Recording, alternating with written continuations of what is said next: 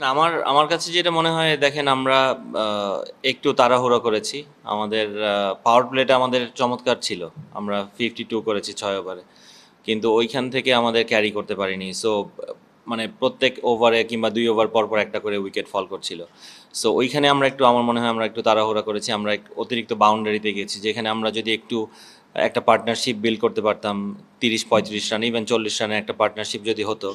কারণ উইকেটটা দেখে যেটা আমরা বুঝেছিলাম যে এই উইকেটটা 200 রানের উইকেট হয়তো বা না, কিন্তু যেহেতু পাওয়ার প্লেটাও ভালো শুরু হয়েছিল, সো ওইখান থেকেই আমার মনে হয় ব্যাটসম্যানরা একটু ওইখানে ক্যারিড অ্যাওয়ে হয়ে গেছে যে মারলেই লাগছে, কিন্তু সব বল লাগবে না। বাতাসের একটা ফ্যাক্টর ছিল, ইমন যেটা আউট হয়েছে ওইটা হয়তো বা বাতাসের ফ্যাক্টর না হলে এটা অনেক বড় ছয় হতো, যেটা মাঠে রয়ে গেছে বলটা। সো ওই জায়গাটায় আমরা একটা মানে একটু ব্যাকফুটে গিয়েছিলাম। আমরা 7 থেকে 15-এর মধ্যে আমাদের 3টা উইকেট পড়েছে, যেখানে আমাদের খেলাটা বানানো দরকার ছিল, ওইখানে একটা পার্টনারশিপ। সো ওই জায়গাটায় আমরা একটা ওভার কম খেলেছি।